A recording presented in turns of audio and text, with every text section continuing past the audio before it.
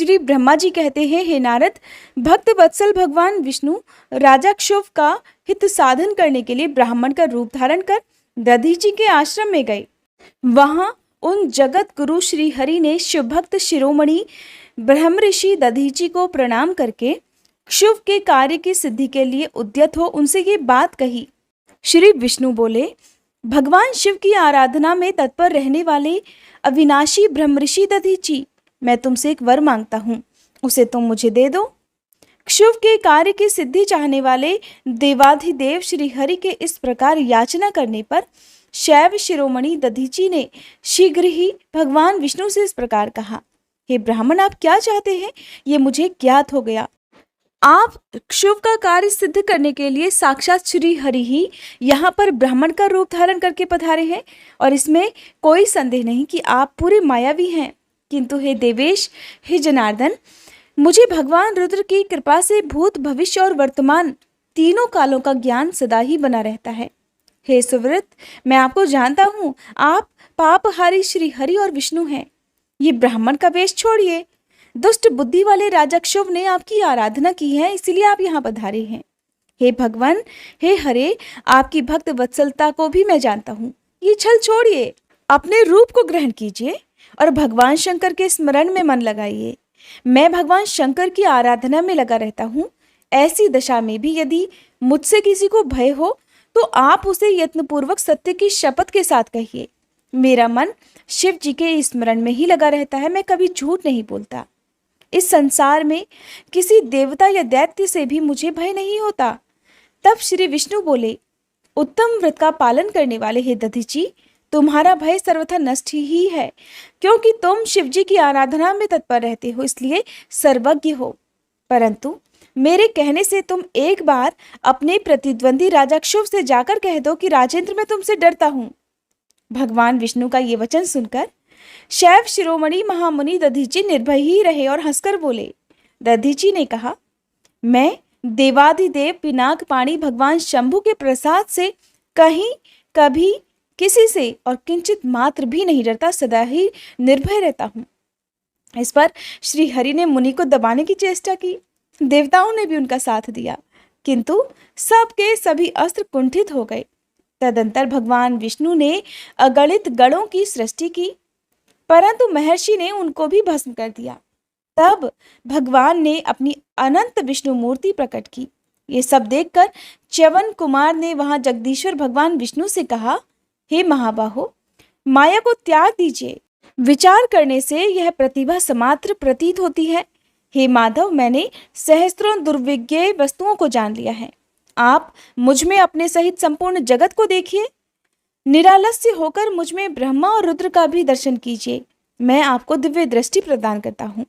ऐसा कहकर भगवान शिव के तेज से पूर्ण शरीर वाले च्यवन कुमार दधीची ने अपनी देह में समस्त ब्रह्मांड का दर्शन कराया। तब भगवान विष्णु ने उन पर पुनः कोप करना चाहा, क्रोध करना चाहा। इतने में ही मेरे साथ राजा क्षुभ वहां पहुंचे। मैंने निश्चेष्ट खड़े हुए भगवान पद्मनाभ को तथा देवताओं को क्रोध करने से रोक लिया। मेरी बात सुनकर इन लोगों ने ब्राह्मण दधीची को परास्त नहीं किया। श्री हरि उनके पास गए और उन्होंने मुनि को प्रणाम किया। तदंतर क्षुभ अत्यंत दीन हो उन मुनीश्वर दधीची के निकट गए और उन्हें प्रणाम करके प्रार्थना करने लगे। क्षुभ बोले, हे मुनिश्रेष्ठ, शिव भक्त शिरोमणि, मुझ पर प्रसन्न होइए। हे परमेश्वर, आप दुर्जनों की दृष्टि से दूर रहने वाले हैं, मुझ पर कृपा कीजिए। ब्रह्मा जी कहते हैं, हे नारद, राजा क्षुभ की ये बात सुनकर तपस्या की निधि ब्राह्मण दधीची ने उन पर अनुग्रह किया। तत्पश्चात श्री विष्णु आदि को देखकर वे मुनि क्रोध से व्याकुल हो गए और मन ही मन शिव जी का स्मरण करके विष्णु तथा देवताओं को शाप देने लगे।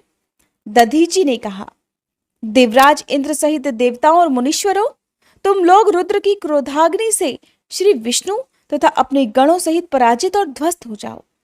देवताओं को इस तरह श्राप देकर क्षुभ की ओर देखकर देवताओं और राजा के पूजनीय द्विश्रेष्ठ दधीची ने कहा, हे राजेंद्र, ब्राह्मण ही बली और प्रभावशाली होते हैं।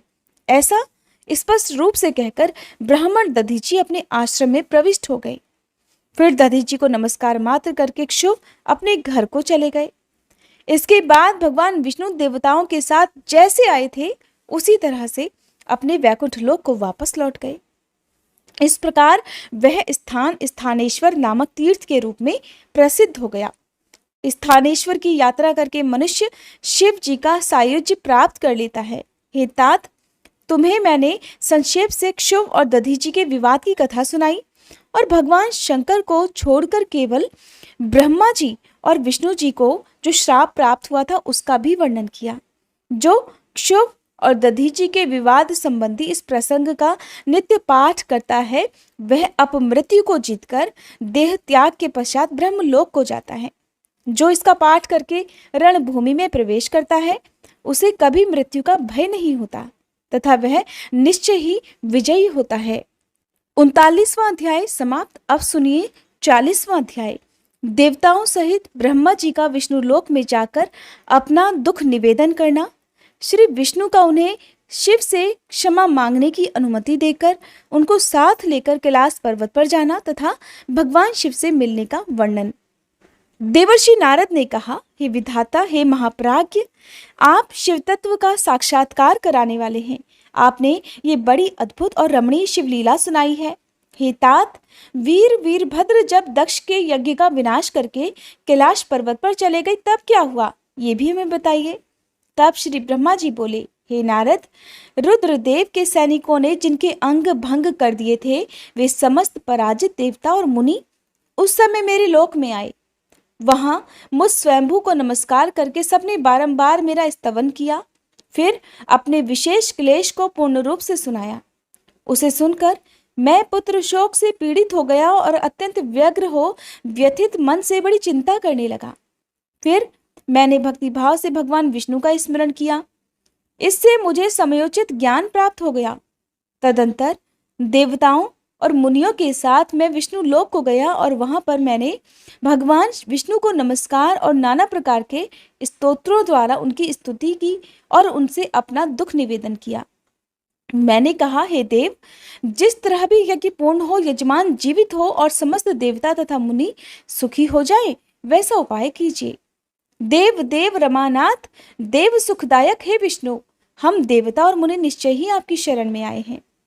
मुझ ब्रह्मा की ये बात सुनकर भगवान लक्ष्मीपति विष्णु, जिनका मन सदा शिव में लगा रहता है और जिनके हृदय में कभी दीनता नहीं आती, शिव जी का स्मरण करके इस प्रकार बोले। श्री विष्णु ने कहा, हे देवताओं, परम समर्थ तेजस्वी पुरुष से कोई अपराध बन भी जाए तो उसके बदले में अपराध करने वाले मनुष्यों के लिए वह अपराध मंगलकारी नहीं हो सकता। विधाता, समस्त देवता परमेश्वर शिव के अपराधी हैं, क्योंकि इन्होंने भगवान शंभु को यज्ञ का भाग नहीं दिया। अब तुम सब लोग शुद्ध हृदय से शीघ्र ही प्रसन्न होने वाले उन भगवान शिव के पैर पकड़कर उन्हें प्रसन्न करो, उन्हें मनाओ, उनसे क्षमा मांगो।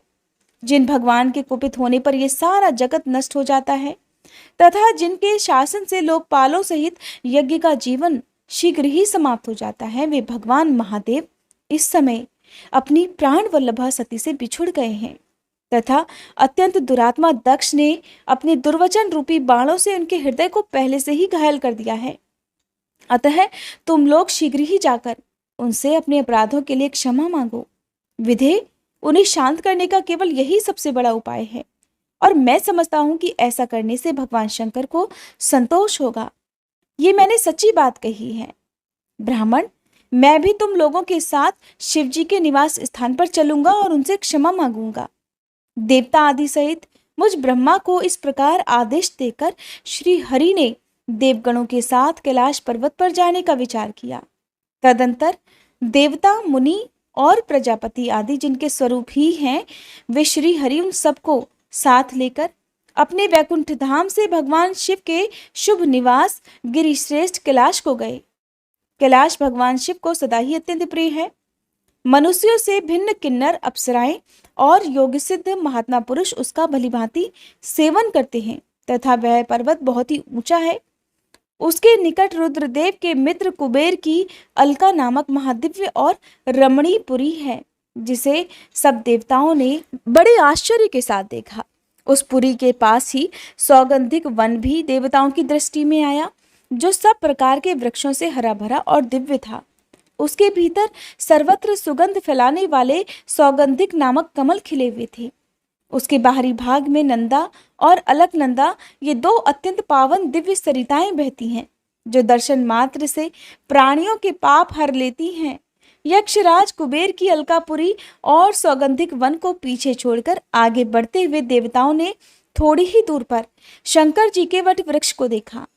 उसने चारों ओर अपनी अविचल छाया फैला रखी थी। वह वृक्ष 100 योजन ऊंचा था और उसकी शाखाएं 75 योजन तक फैली हुई थी।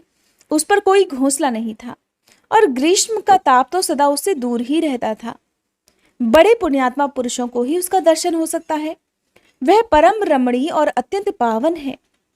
वह दिव्य वृक्ष भगवान शंभु का योग स्थल है, योगियों के द्वारा सेव्य और परम उत्तम है। मुमुक्षुओं के आश्रयभूत उस महायोगमय वट वृक्ष के नीचे विष्णु आदि सब देवताओं ने भगवान शंकर को विराजमान देखा। मेरे पुत्र महासिद्ध सनकादि, जो सदा शिव भक्ति में तत्पर रहने वाले और शांत हैं, बड़ी प्रसन्नता के साथ उनकी सेवा में बैठे हुए थे। भगवान शिव का श्री विग्रह परम शांत दिखाई देता था। उनके सखा कुबेर, जो गुह्यकों और राक्षसों के स्वामी हैं, अपने सेवक गणों तथा कुटुंबी जनों के साथ विशेष रूप से उनकी सेवा किया करते हैं। वे परमेश्वर शिव उस समय तपस्वी जनों को परम प्रिय लगने वाला सुंदर रूप धारण करके बैठे थे। भस्म आदि से उनके अंगों की बड़ी शोभा हो रही थी। भगवान शिव अपने वत्सल स्वभाव के कारण सारे संसार के सुहृद हैं। हे नारद, उस दिन वे एक कुशासन पर बैठे थे और सब संतों के सुनते हुए तुम्हारे प्रश्न करने पर तुम्हें उत्तम ज्ञान का उपदेश दे रहे थे। वे बायां चरण अपनी दाईं जांघ पर और बायां हाथ बाएं घुटने पर रखे, कलाइयों में रुद्राक्ष की माला डाले, सुंदर तर्क मुद्रा से विराजमान थे। इस रूप में भगवान शिव का दर्शन करके उस समय विष्णु आदि सभी देवताओं ने दोनों हाथ जोड़कर मस्तक झुकाकर तुरंत उनके चरणों में प्रणाम किया। मेरे साथ भगवान विष्णु को आया देख सत्पुरुषों के आश्रयदाता भगवान रुद्र उठकर खड़े हुए और उन्होंने सिर झुकाकर उन्हें प्रणाम भी किया। फिर विष्णु आदि सब देवताओं ने जब भगवान शिव को प्रणाम कर लिया, तब उन्होंने मुझे नमस्कार किया।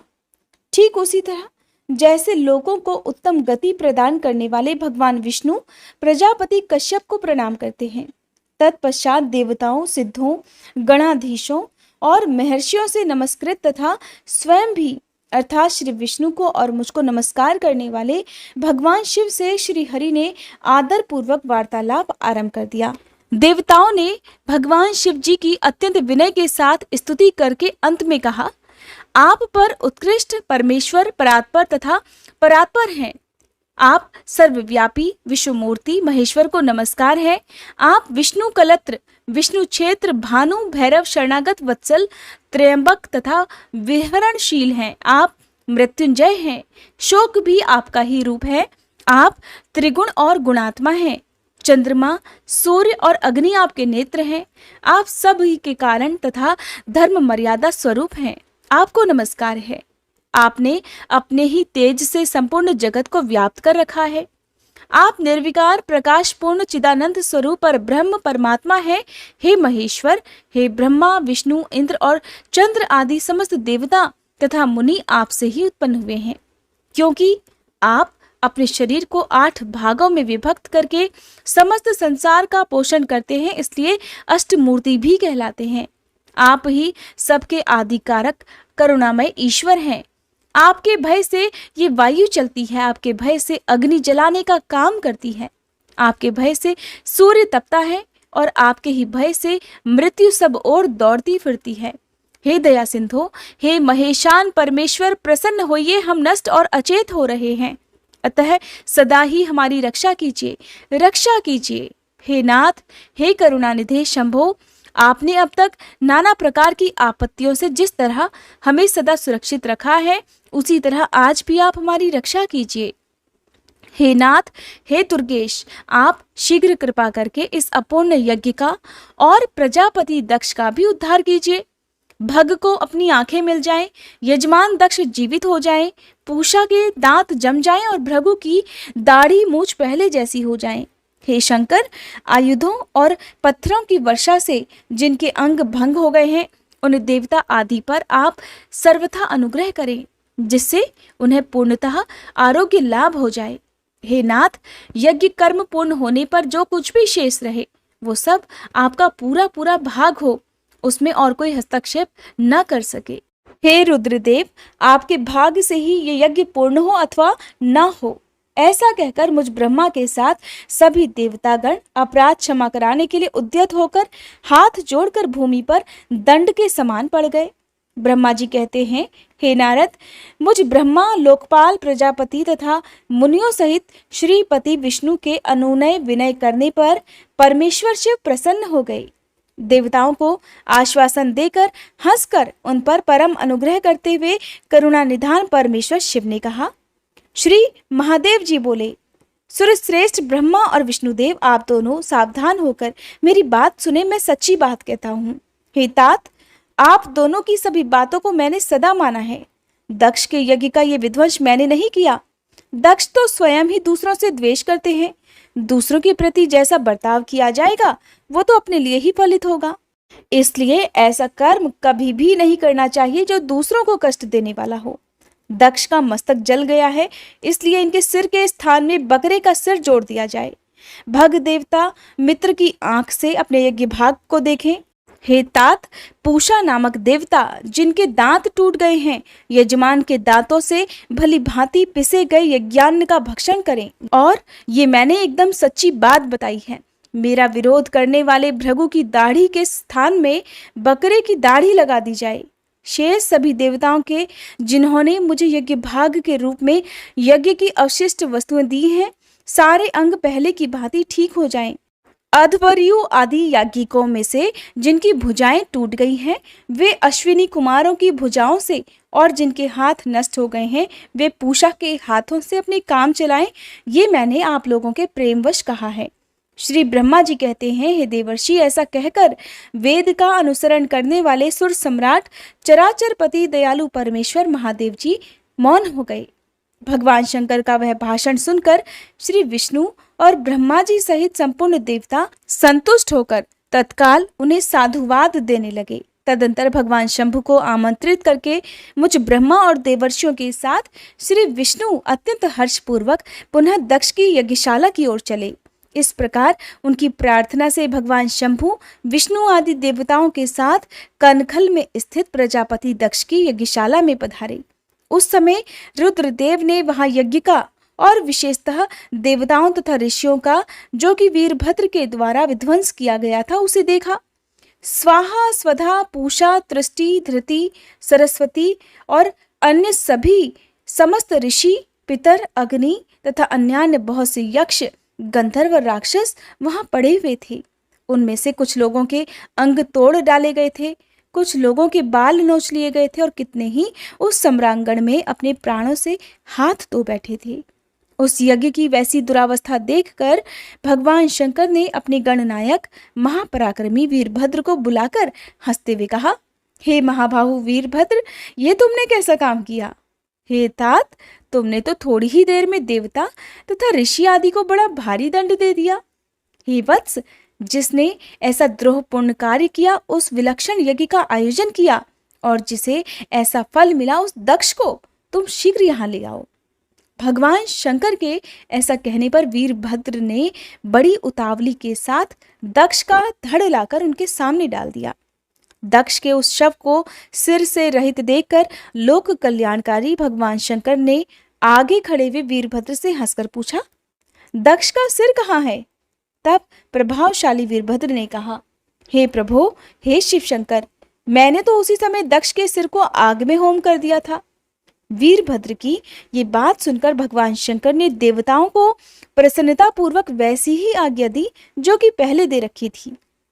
भगवान भव ने उस समय जो कुछ कहा उसकी मेरे द्वारा पूर्ति कराकर श्री हरि आदि सब देवताओं ने भृगु आदि सबको शीघ्र ही ठीक कर दिया। तदंतर शंभु के आदेश से प्रजापति के धड़ के साथ यज्ञ पशु बकरे का सिर जोड़ दिया गया। उस सिर के जोड़े जाते ही शंभु की शुभ दृष्टि पड़ने से प्रजापति के शरीर में प्राण आ गए और वे तत्काल सोकर जगे हुए पुरुष की भांति उठकर खड़े हो गए। उठते ही उन्होंने अपने सामने करुणानिधि भगवान शंकर को देखा। देखते ही दक्ष के हृदय में प्रेम उमड़ आया। उस प्रेम ने उनके अंतःकरण को निर्मल और प्रसन्न कर दिया। पहले महादेव जी से द्वेष करने के कारण उनका अंतःकरण मलिन हो गया था, परंतु उस समय शिव जी के दर्शन से वे तत्काल शरद ऋतु के चंद्रमा की भांति निर्मल हो गए थे। उनके मन में भगवान शिव की स्तुति करने का विचार उत्पन्न हुआ, परंतु वे अनुरागाधिक्य होने के कारण तथा अपनी मरी हुई पुत्री का स्मरण करके व्याकुल हो जाने के कारण तत्काल उनका स्तवन भी नहीं कर सके। थोड़ी देर बाद मन स्थिर होने पर दक्ष ने लज्जित होकर लोक शंकर शिव शंकर को प्रणाम किया और उनकी स्तुति आरंभ की।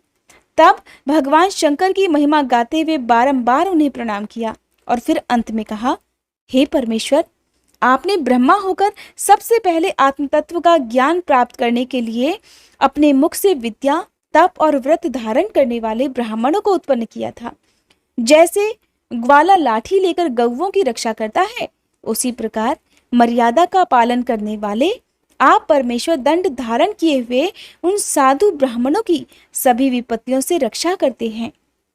मैंने दुर्वचन रूपी बाणों से आप परमेश्वर को बींध डाला था, फिर भी आप करुणामयी भगवान, आप मुझ पर अनुग्रह करने के लिए यहाँ आ गए। अब मेरी ही तरह अत्यंत दैन्यपूर्ण आशा वाले इन देवताओं पर भी कृपा कीजिए। हे भक्तवत्सल, हे दीन बंधो शंभो, मुझ में आपको प्रसन्न करने के लिए कोई गुण नहीं है। आप षड्विध ऐश्वर्य से संपन्न परात्पर परमात्मा हैं, अतः अपने ही बहुमूल्य उदारतापूर्ण बर्ताव से आप मुझ पर संतुष्ट होइए। श्री ब्रह्मा जी कहते हैं, हे देवर्षि नारद, इस प्रकार लोक कल्याणकारी महाप्रभु महेश्वर शंकर की स्तुति करके विनीत चित्त प्रजापति दक्ष मौन हो गए। तदंतर श्री विष्णु ने हाथ जोड़कर भगवान वृषभध्वज को प्रणाम करके प्रसन्नता पूर्वक हृदय और वाष्प गदगद वाणी द्वारा उनकी स्तुति प्रारंभ कर दी। फिर मैंने कहा, देव देव महादेव, हे करुणा सागर प्रभु, आप स्वतंत्र परमात्मा हैं, अद्वितीय और अविनाशी परमेश्वर हैं। हे देव, हे ईश्वर, आपने मेरे पुत्र पर अनुग्रह किया। अपने अपमान की और कुछ भी ध्यान न देकर दक्ष के यज्ञ का उद्धार कीजिए। हे देवेश्वर, आप प्रसन्न होइए और समस्त शापों को भी दूर कर दीजिए। आप तो सज्ञान हैं, अतः आप ही मुझे कर्तव्य की ओर प्रेरित करने वाले हैं और आप ही अकर्तव्य से रोकने वाले हैं। हे महामुने, इस प्रकार परम महेश्वर की स्तुति करके मैं दोनों हाथ जोड़कर मस्तक झुकाकर खड़ा हो गया। तब सुंदर विचार रखने वाले इंद्र आदि देवता और लोकपाल शंकर देव की स्तुति करने लगे। उस समय भगवान शिव का मुखारविंद प्रसन्नता से खिल उठा था। इसके बाद प्रसन्नचित हुए समस्त देवताओं, दूसरे दूसरे सिद्धों, ऋषियों और प्रजापतियों ने भी शंकर जी का सहर्ष स्तवन किया। इसके अतिरिक्त उपदेवों, नागों, सदस्यों तथा ब्राह्मणों ने भी पृथक पृथक प्रणाम पूर्वक बड़े भक्ति भाव से उनकी स्तुति की थी। श्री ब्रह्मा जी कहते हैं, हे देवर्षि, इस प्रकार श्री विष्णु के, मेरे देवताओं और ऋषियों के तथा अन्य लोगों के स्तुति करने पर महादेव जी बड़े प्रसन्न हुए। फिर उन शंभु ने समस्त ऋषियों, देवता आदि को कृपा दृष्टि से देखकर तथा मुझ ब्रह्मा और विष्णु का समाधान करके दक्ष से इस प्रकार कहा। महादेव जी ने कहा, हे दक्ष, मैं जो कुछ कहता हूँ सुनो। मैं तुम पर प्रसन्न हूँ। यद्यपि मैं सभी का ईश्वर और स्वतंत्र हूँ, तब भी मैं सदा ही अपने भक्तों के अधीन रहता हूँ। 4 प्रकार के पुण्यात्मा पुरुष मेरा भजन करते हैं। हे दक्ष प्रजापते, उन चारों भक्तों में पूर्व की अपेक्षा उत्तरोत्तर श्रेष्ठ हैं। उनमें पहला आर्त, दूसरा जिज्ञासु, तीसरा अर्थार्थी और चौथा ज्ञानी होते हैं। पहले के 3 तो सामान्य श्रेणी के भक्त हैं, किंतु चौथे का अपना विशेष महत्व है और इन सभी में चौथा ज्ञानी ही मुझे अधिक प्रिय है। वह मेरा रूप माना गया है, उससे बढ़कर दूसरा कोई मुझे प्रिय नहीं है और ये मैं सत्य सत्य कहता हूँ। मैं आत्मज्ञ हूँ। वेद वेदांत के पारगामी विद्वान ज्ञान के द्वारा मुझे जान सकते हैं। जिनकी बुद्धि मंद है वे ही ज्ञान के बिना मुझे पाने का प्रयास करते हैं। कर्म के अधीन हुए मूढ़ मानव मुझे वेद, यज्ञ, ज्ञान, दान और तपस्या द्वारा भी कभी नहीं पा सकते। अतः हे दक्ष, आज से तुम बुद्धि के द्वारा मुझ परमेश्वर को जानकर ज्ञान का आश्रय लेकर समाहित चित्त होकर कर्म करो। हे प्रजापते, तुम उत्तम बुद्धि के द्वारा मेरी दूसरी बात भी सुनो।